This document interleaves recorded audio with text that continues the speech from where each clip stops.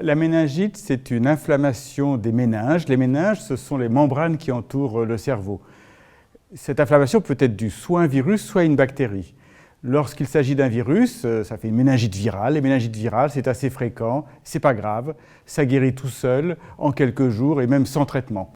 Par contre, lorsqu'il s'agit d'une méningite liée à une bactérie, comme par exemple le méningocoque, eh bien là, c'est une maladie très sévère.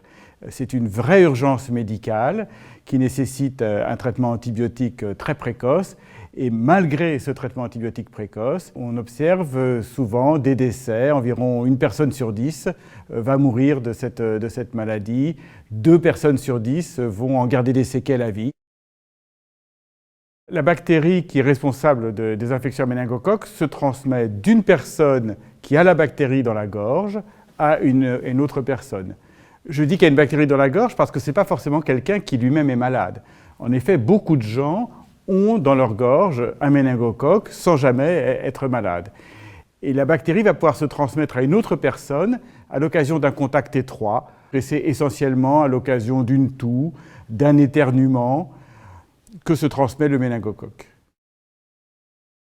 Ce qu'on sait du vaccin, c'est d'abord l'expérience avec ce vaccin qui existe depuis maintenant 5 ans. Et en fait, ce vaccin fait partie d'une famille de vaccins beaucoup plus large qu'on connaît très bien.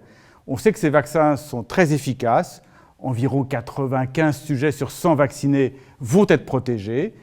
On sait aussi que ce vaccin ne donne pas d'effets secondaires sérieux. Et il faut bien toujours garder à l'esprit que ces petits effets de la vaccination minimes doivent être mis en balance avec les risques de la maladie qui, eux, sont extrêmement importants puisque, comme on l'a dit, 1 personne sur 10 qui fait la maladie va en mourir. Il y a 2 raisons qui devraient amener à se faire vacciner.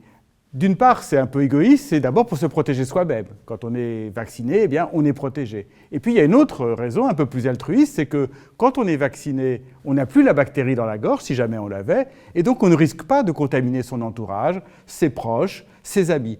Et donc, ces 2 raisons, mises ensemble, concourent à faire dire qu'aujourd'hui, il n'y a vraiment aucune raison de ne pas profiter de l'offre de vaccination qui est faite aujourd'hui sur le campus de Dijon et qui, si un nombre suffisant d'étudiants y répondent, devrait permettre de voir disparaître le risque de cette maladie terrible. Alors, il ne me reste plus qu'à vous inviter à aller vous faire vacciner pour vous protéger et pour protéger tous ceux qui vous sont chers et tout votre entourage.